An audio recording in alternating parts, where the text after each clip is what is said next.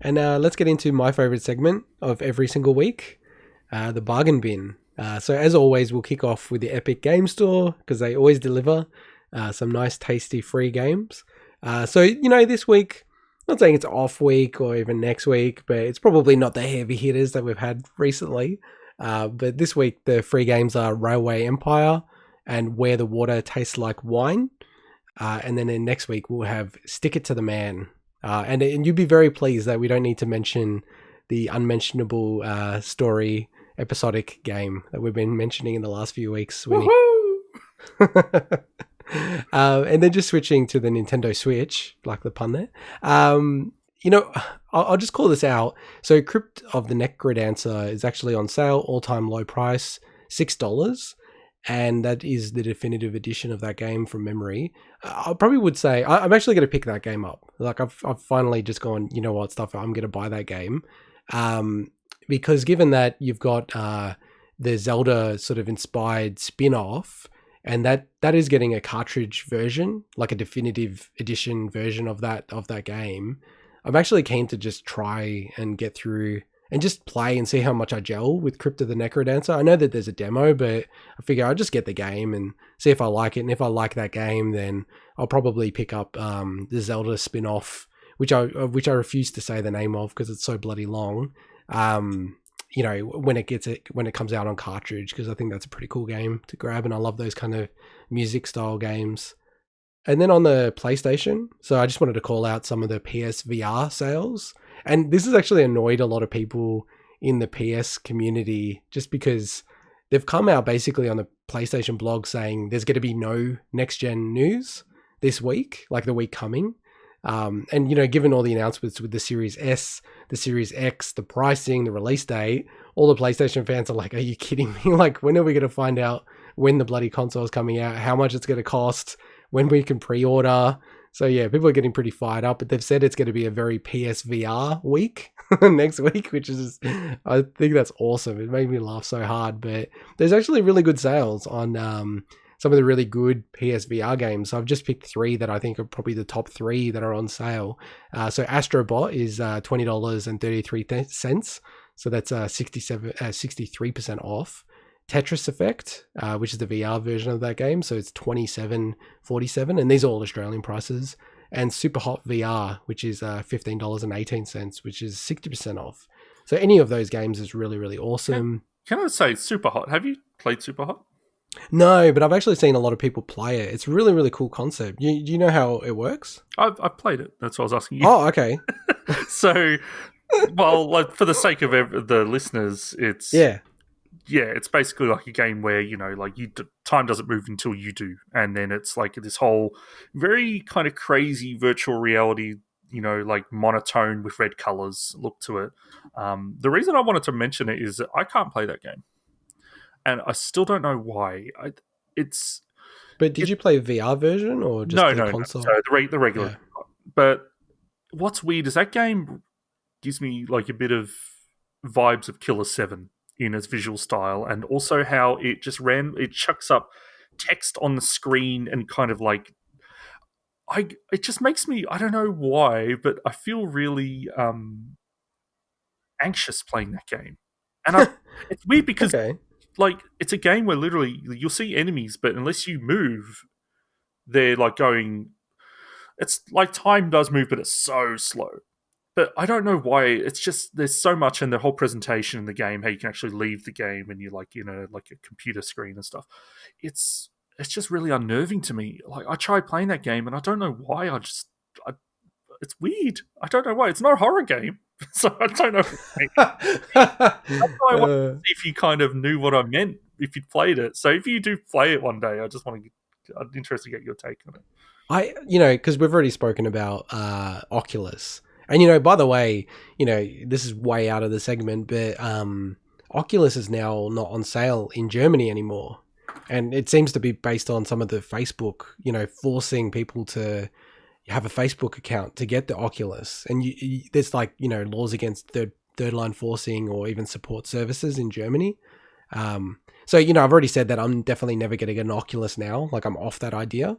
And the Steam VR, the Index, it's just too expensive in Australia, and it doesn't seem like they want to support Australia, Valve. So that's also kind of off the table. So then, PSVR, it seems like it's almost certain they're going to have a PSVR 2. That might be the first time that I dip into VR, to be honest. So, down the line when I get a PS5, which I think I will get eventually, I'm probably looking, maybe dipping in there. And there's a bunch of games I want to play. Like Astro Bot is probably number one on the list of the games that I want to play in VR. And, I didn't mention Beat Saber. It's not on sale, but I think Beat Saber looks really, really cool as well. And yeah, Superhot is one of the other ones that I wanted to pick up. So I was almost debating about buying them now because I figure maybe they'll go up in price in the future with PSVR 2. I've heard Moss is very good as well. Yeah, it's starting to be like, because, I feel like Astrobot is probably the closest thing to a bit of a killer app for PSVR, because I just hear so many good things about that game. Very good Australian podcast, Filthy Casuals. So they're an Australian comedy video game podcast. I think last year, or no, it would have been the year prior, right, when Astrobot came out. They actually said it was the game of the year for them, Astrobot, out of all the other games, which is pretty impressive for a VR game, I think. And then just finally to round out with Xbox, the only thing I wanted to mention here, and unless you had anything else, was that EA Play is going to be integrated for free in Game Pass, or Game Pass Ultimate. I thought it was Game Pass. I can't recall now. This is really interesting. I'd like to kind of know the deals that were made here to make this happen, because on the surface you're thinking, and obviously they wouldn't do this, but what's the money model that EA makes from this? Because it's got to obviously make more sense than not, because there's no reason why you'd ever want to sign up just to EA Play at that point. It's like, what would be the point on Xbox, I should say? Well, yeah, because I don't think you can. I should have checked this before. I don't think you can get EA Play on PlayStation. I thought it was PC. No, so EA Access got renamed to EA Play. They're kind of like similar services, and I think EA Play is the recent rebranding or whatever. But yes, they're rebranding. They did launch on PlayStation, but it was out for probably at least a year before it ever came to PlayStation, maybe longer. This is interesting. I think this is really, it's an addition at no extra cost, so I don't think anyone can complain at all unless they just really don't want to see EA games pop up in the Game Pass list, which is ridiculous. I'm looking forward to this because of the Battlefield games.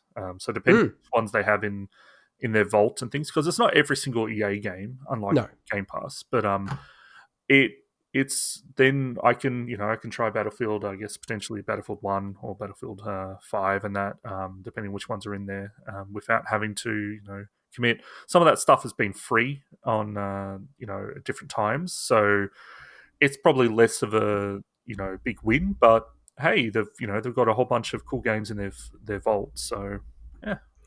I think it's amazing. I think I'm always big on good deals and things like that, and yeah, I think anyone who would be against this because it's EA, I don't know, it's crazy to me. Like, why would you be against it? It's free. It's a part of it. Like, just don't play it if you don't want it, right? Yeah, it's strange to me. Honestly, not a big deal, but if anyone had any... The only thing I could think of, and this is really grasping straws, if people are like, well then, does EA now have all my information about, stuff like that? But they probably already got it all anyway. They do. Let's be real. Yeah, but... Yeah, so for me, and again, I just keep going on about it, that, the Series S, it is, again, because, and you were right on the money. I got to give you credit where it's due. You're sort of like, hey, the whole point of the console is just to get people on the services rather than get them, into the actual games or try to sell the console or the games itself. It's more sell the service. So I think you're 100% right with that, because I saw this and I was like, oh, geez, another reason, the Series S is kind of compelling, because, I do what I normally do. I go, would I play any of these games? Are these kind of games that are compelling to me? And, to be honest, games like Madden, FIFA, NBA Live, they're kind of games I would never go out and buy. and I don't really care if I play like last year's game, but they're kind of games that, like, if they're available to me, like I'd like to fire them up and play it. And I feel like, with you, maybe I hit you up and go, hey, do you want to play a few games of Madden and see how we go, or NBA Live, or those kind of games. Yeah. Like I feel like they're kind of fun to just play online with your mates, like especially if they're for free. And just looking through the list, like Battlefront 2 is also there, and that's a game I'd definitely not buy, but if it's there to play, I'm like, yeah, maybe I'd fire that up and have a go. I'd be with Madden. I'd be like, yeah, let's hook up a Super Nintendo and play Madden 93 instead. Hey, well, I love to get into this kind of stuff, but they actually have ROM hacks for those games to add in all the modern teams and modern players. So like the current year roster, which is really, really cool.